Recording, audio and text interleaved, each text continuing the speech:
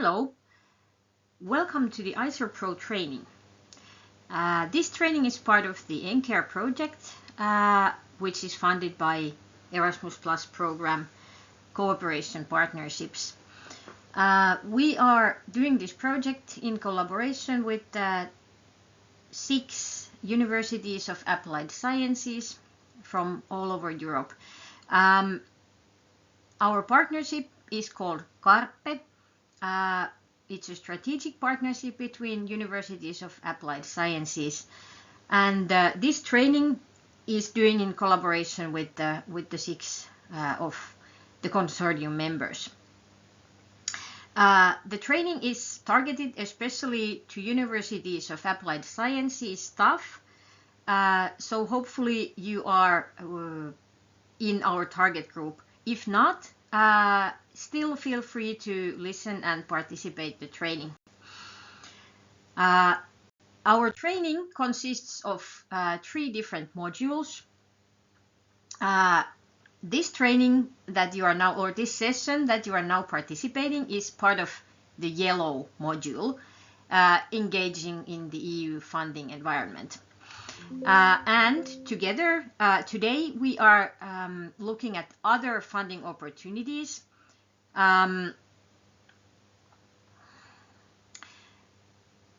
Which means that we are not going to touch Horizon Europe program, but we are going to look at some other funding opportunities that will be available for universities of applied sciences especially. Of course, if you're not from this field, these funding opportunities are, of course, available for also other types of institutions. We have a feedback form here behind this QR code, and there's also a link here on the slide. I'm showing this to you already so that you can maybe open it on your browser or with your phone. I will be showing it also in the end of the presentation. Hopefully you will be able to fill in this feedback form after you have listened through this entire video, so we can get some feedback from our training, and we will be able to improve this training based on your feedback. So please take this QR code and use it after you have listened to the entire thing or the parts that you're interested in. So today we are going to look at development funding especially. So this is not going to be a research funding session. If you are interested in research funding, then could be a good idea to consider some other sessions that are part of our training. In here, we are looking at some field-specific development programs funded by European Union. And when we look at these, especially the field-specific funding programs, the calls are very different. And I'm going to go through these calls and what do these programs support.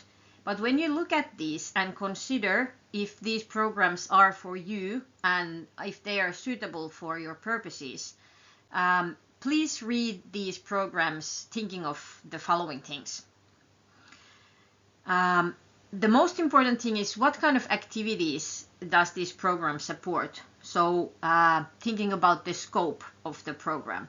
So is it, for example, for when we talk about the development programs, for, let's say, public service development? Is it for involvement of citizens? Is it for policy development? So not directly working together with the with some group of citizens or with some target group, but developing policy for some kind of work, or is it for maybe educational development, which we are doing a lot in the universities of applied sciences field. Then these calls usually all the programs usually have a list of activities that should be included or are recommended for the project. So do you find a list of activities that are supported in the program or in the call, or do you have to come up with the list yourself? So these calls are usually a bit of a mixture between a top-down and a bottom-up call. Sometimes they have only some objectives or preferences, what types of activities are included, or sometimes there is a list of things that you actually need to do in the call. But this differs, so you need to read the call very carefully. And sometimes in these types of projects there is a defined structure for a project already drafted in the call. So take a look at this as well. Then you may see a list of eligible activities or suggestion for possible activities. If there is a list of eligible activities, do not planning to do anything else than this, because then you won't be getting the funding. Then, because I'm going to present multiple different programs, a very important thing is the program objectives. What are they, and if this is your field of expertise? Even though these calls are not research calls, they are always or most likely very competitive calls. Most of these are competitive calls, and there's plenty of applicants, and the acceptance rate of the applications is fairly low. So you need to be an expert in the field, or you need to have the required expertise in your consortium to be able to be funded. So you need to consider if you actually are able to do this with the consortium that you're planning to have. All these calls have different eligibility criteria. Here I am only going to present programs that are available for universities of applied sciences. So there is parts of programs that exist outside of this presentation, of course. But here I'm only presenting opportunities that we are actually able to use. So nothing else is going to be included. As we are multidisciplinary organizations and there's different expertise in all of the organizations, it is possible that I present something that is not represented in your organization at all, or you don't have expertise in your university about this particular field.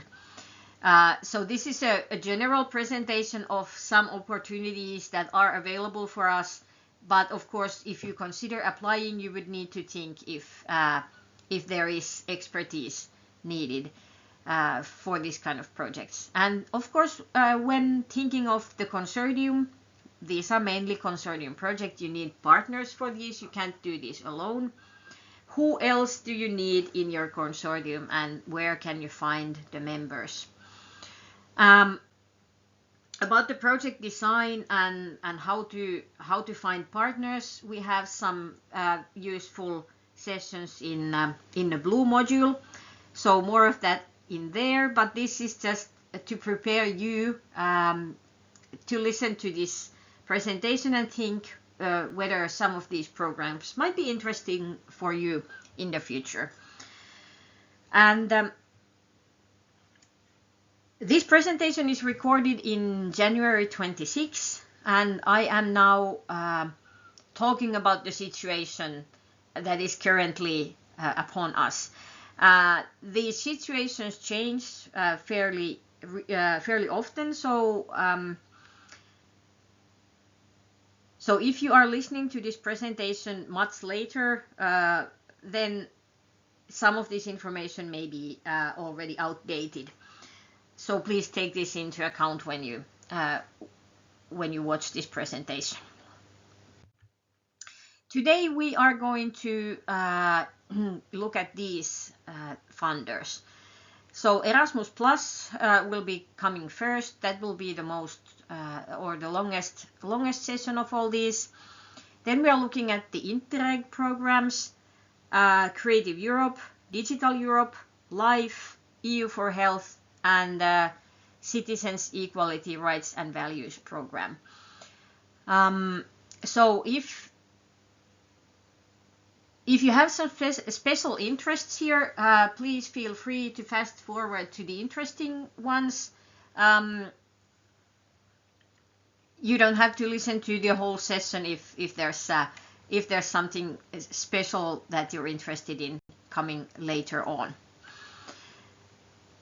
So this is the order of things today. And first we are going to start with Erasmus Plus, which is probably known to all of you because it is a very, very large program.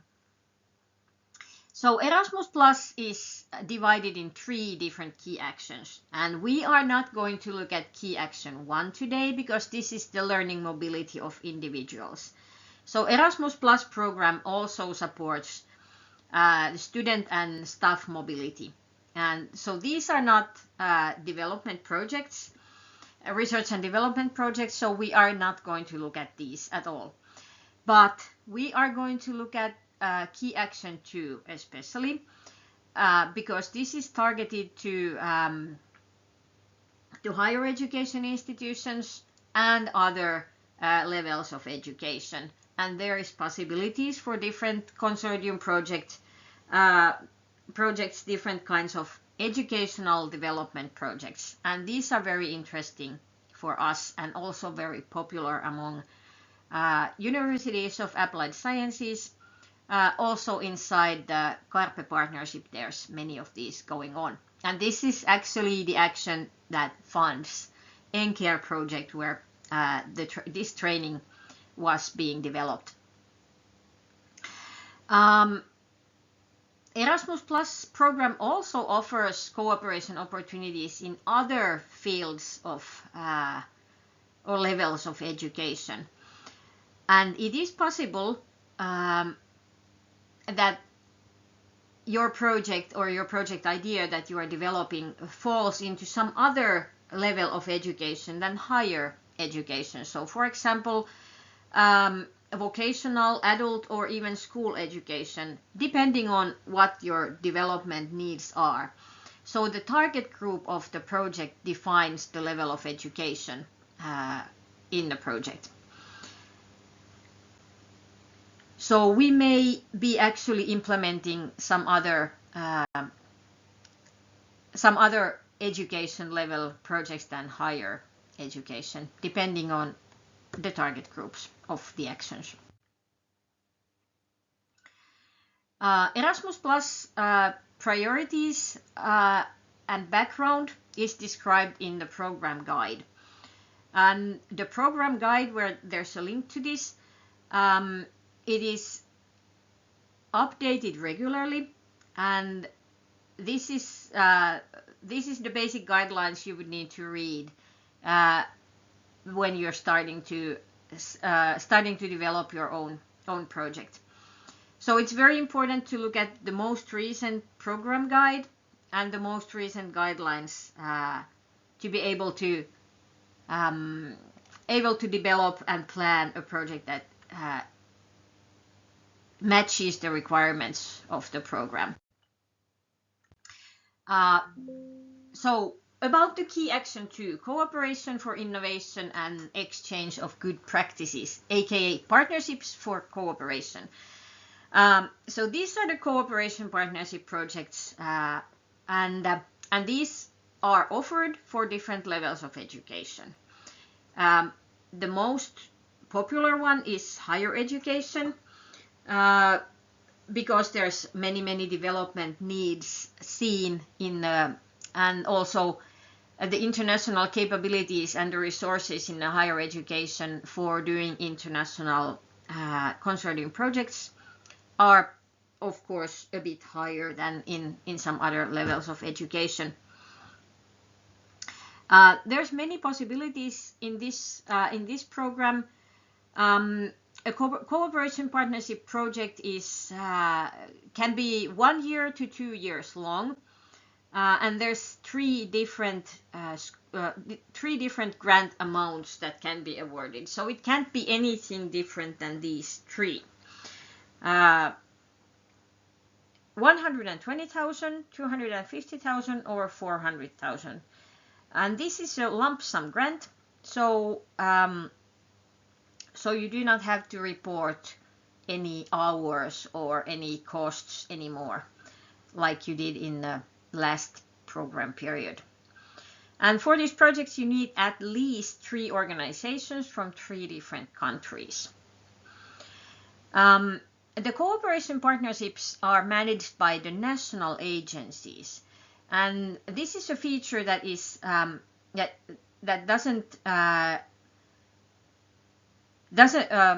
doesn't apply in the other Erasmus projects. It's only the cooperation partnerships. And there's a special Erasmus portal for these calls for applying. So it is not funding and tenders portal like in most other EU funding calls. And because this is managed by national agencies, also these applications go to the national agencies. So if you are, for example, a Finnish or a German applicant or a coordinator, the application goes to your own national agency. This creates a bit of a different situation in different European countries. In some of the countries, these calls are much more popular than the others. And there's also countries where the funds that are distributed are higher than other countries. And the situation changes yearly. So you may contact your national agency to ask about the situation if you're interested in applying these. These are getting more and more popular all the time, so the funding percentages get lower every year. The next deadline this year is March 10th. So if you are now starting a new project idea, it may be already too late. But there will be one more deadline in 26 for these projects on this program period. And it is very likely that this program will stay mostly as it is on the new funding period, which starts in 28. There's also another possibility in partnerships for cooperation, which is a small-scale partnership. This is for newcomer organizations and smaller organizations. So the CARPE partners are not eligible in this, as we already have some track record in the Erasmus program. But it is a good opportunity for newcomer organizations. And these are similar to the other cooperation partnerships, but smaller. Then we can move forward to the partnerships for innovation part of the program. These are very interesting project opportunities because they offer the players in higher education, vocational education and training a possibility to strategically develop their education in collaboration with working life. So between companies, enterprises and education institutions. And there is 2 different lots in this partnerships for innovation strand. The first one is alliances for education and enterprises, which is between companies, higher education and vocational education providers. So there has to be at least one vocational education provider and one higher education organization in every consortium in these projects. And you also need to have working life partners or enterprises participating. So they don't necessarily have to be companies or enterprises. They can be some other working life partners presented in the consortium.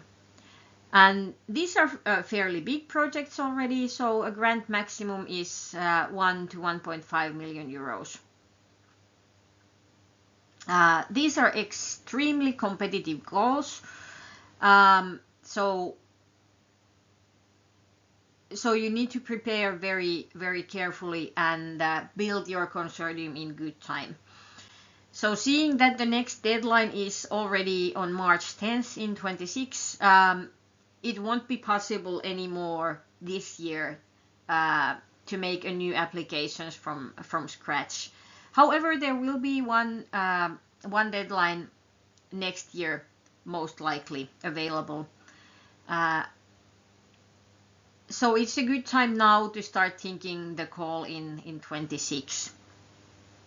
If you are planning to have a new consortium and a new project for this call. Then we have lot 2, which is alliances for sectoral cooperation on skills. So this is the so-called blueprint project. And these are even bigger than the alliance, than the first lot. And these are field-specific strategic projects that last 4 years. The grant maximum is 4 million euros. And a very important fact about this is that a proposal may concern some ecosystem that is not covered by an ongoing blueprint project. So you can't do similar projects that are already ongoing. So the proposals have to address some fields that are not yet addressed by an ongoing blueprint project. So there will be only one blueprint project per field. And how they define fields is another question. But if you are planning to make a blueprint project, you would need to check what's going on and if there already is a project on the field that you are representing. So that's very important. And these actions are managed by European Education and Culture Executive Agency, EACEA, and these applications are and calls are in Funding and Tenders portal. So that's where you can find these calls. And they are currently open for the March 10th deadline.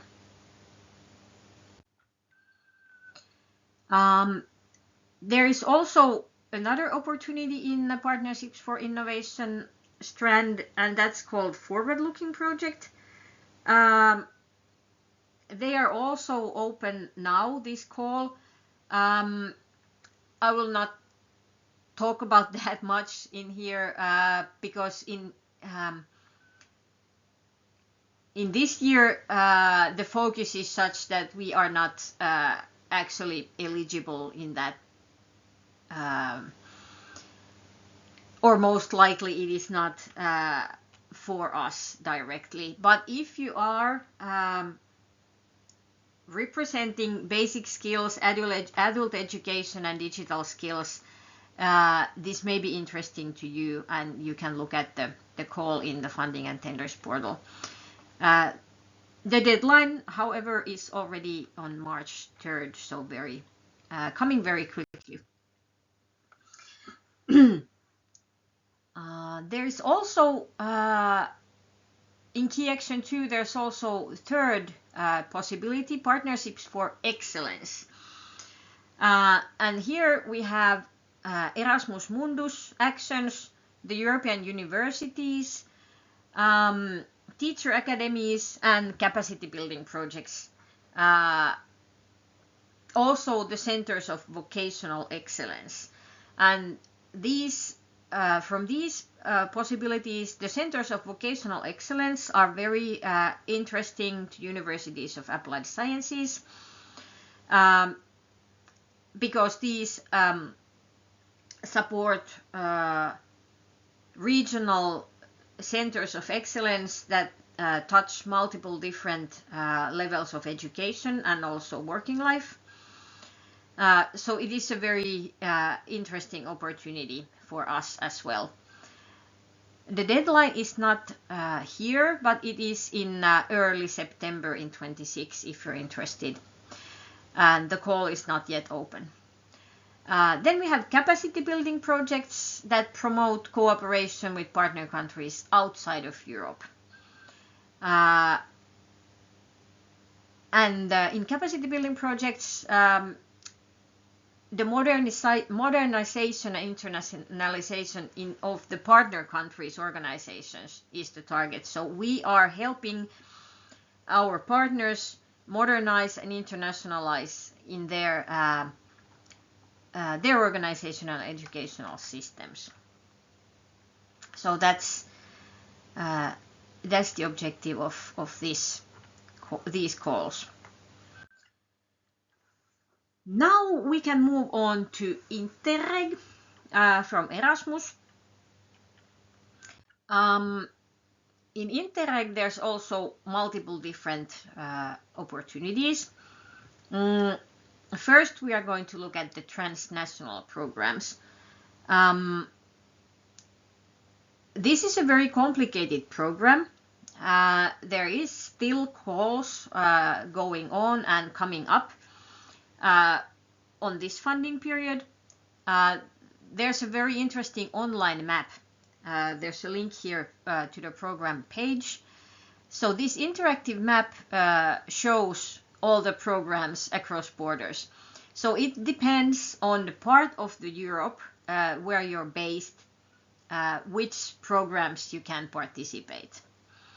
And there's Interreg A and Interreg B. Interreg A is for cross-border programs, and this is for regional collaboration across borders. And it has a bit smaller program areas. One of them to mention is Central Baltic, which some of us will be able to participate. This program area is around the Baltic Sea, the regions that are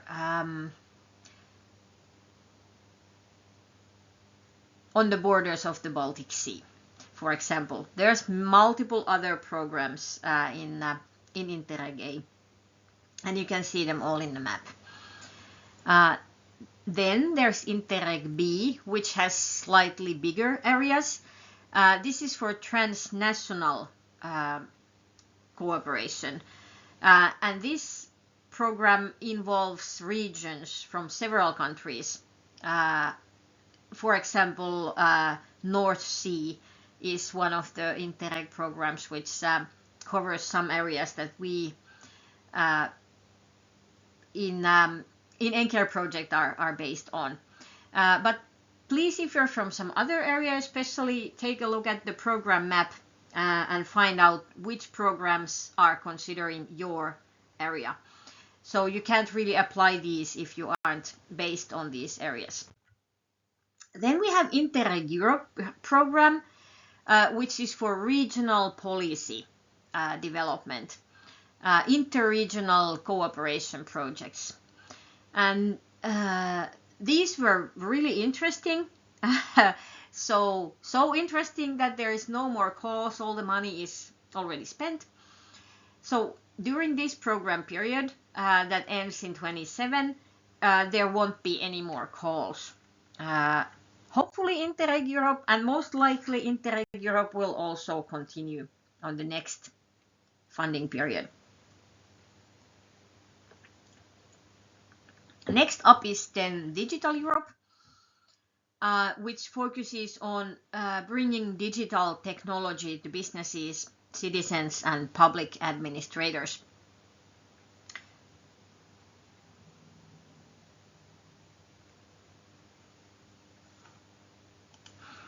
In Digital Europe, the projects are fairly large consortium projects. And there's different fields that Digital Europe funds. They are listed here on the slide. All these calls are presented in the Funding and Tenders portal. For University of Applied Sciences, there is some interesting opportunities in here because they also support training and training development. So so it is possible also to develop some trainings in collaboration with international partnerships inside the Digital Europe program. The funding rates have been fairly low, around 60%, even 50%. So this hasn't been as popular among us education providers, as this is a little low funding rate. Next, we are going to look at Creative Europe, which is an interesting program if you are working on the culture or media sector. First, we're going to look at the culture strand, in which universities of applied sciences are eligible. And there's 3 different levels of collaboration in the cooperation projects. There's large, medium, and small.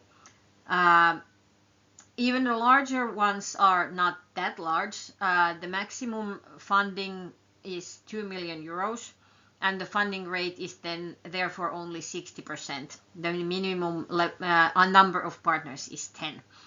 When in medium, the funding is 1 million, 70%, and minimum 5 partners. And in the small ones, 200,000 euros, 80%, and a minimum 3 partners.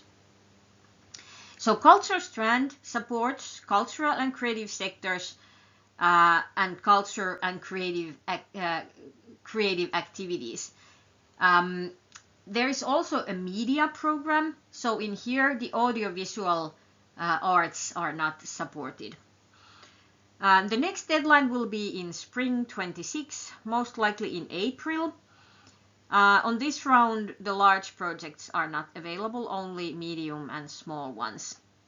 The calls will be published in Funding and Tenders portal in February 26. So Culture Strand supports culture and art projects that foster artistic creation and innovation and support the promotion and distribution of European content. So this is a very good opportunity for art colleges, art schools, for international collaboration that has merely artistic priorities and not, for example, educational development or research purposes. These are not research projects, they are culture projects where in most of these the artistic outputs are important.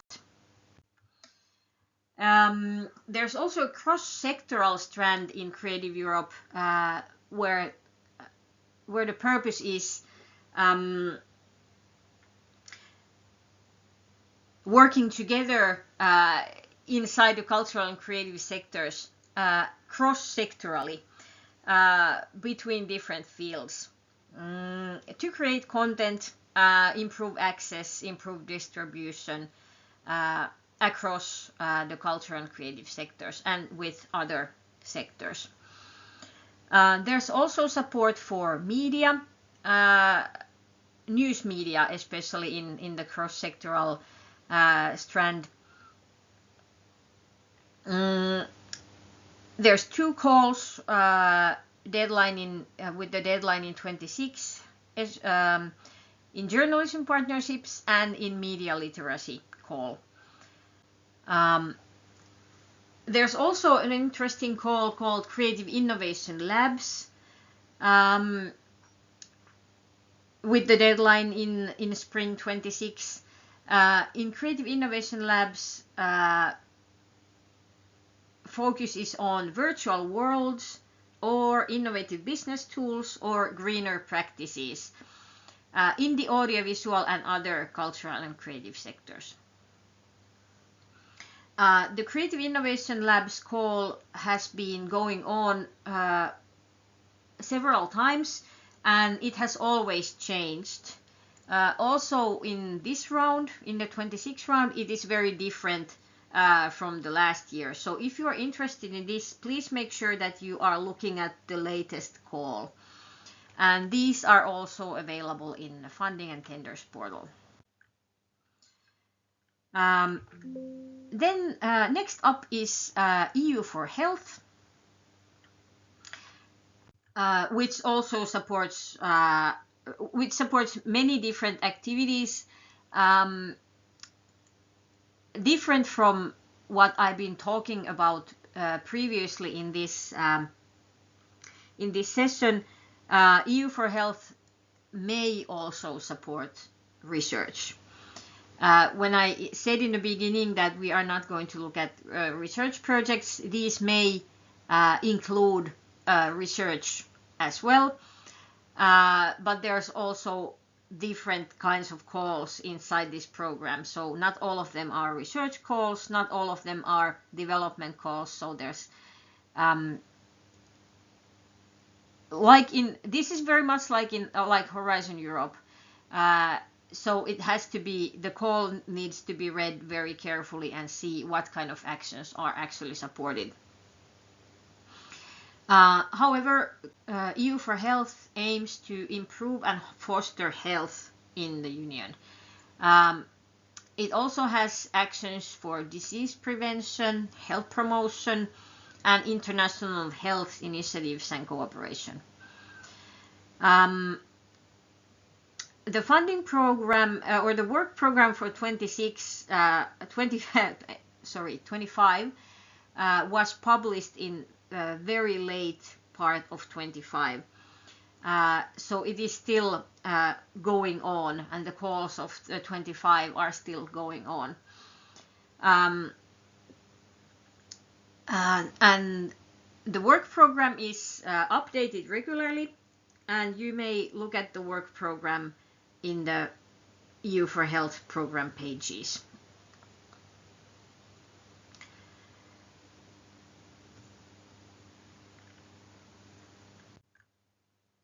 Next we have LIFE program,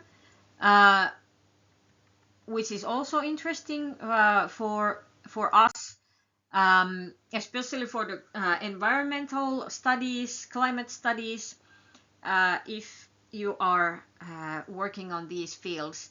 So this is for environment and climate action. And there's different sub-programs for nature and biodiversity, circular economy, climate change mitigation and adaptation, and clean energy transition. About the program and about the timetable of these calls, the 25 calls for proposals were published in April.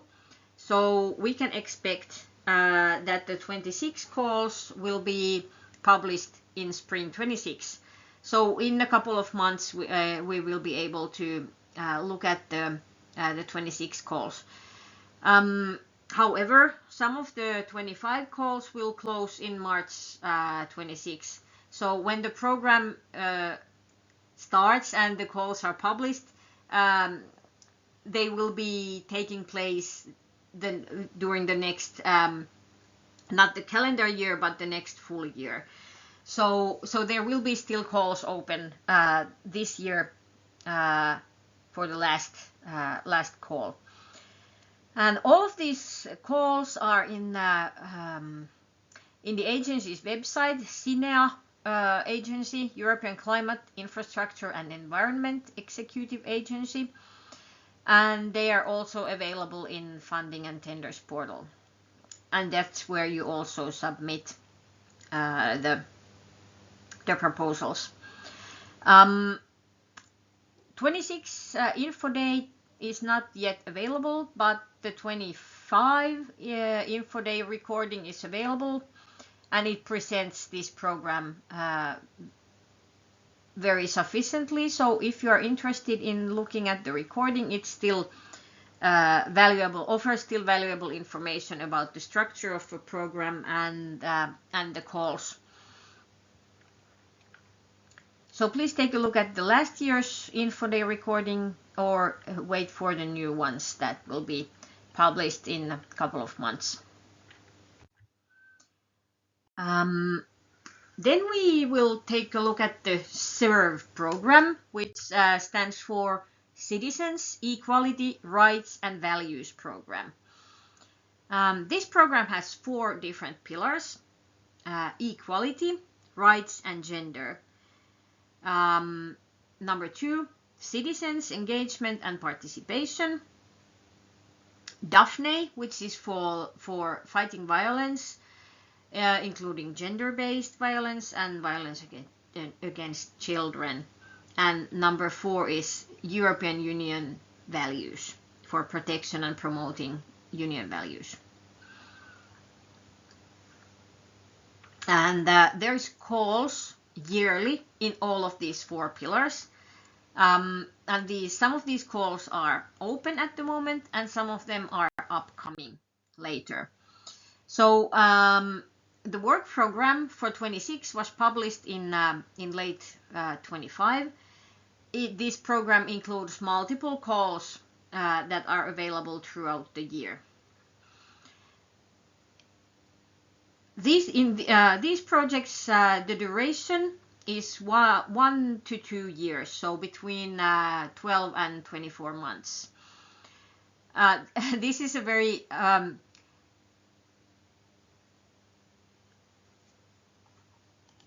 so funding rate is approximately 230,000 euros,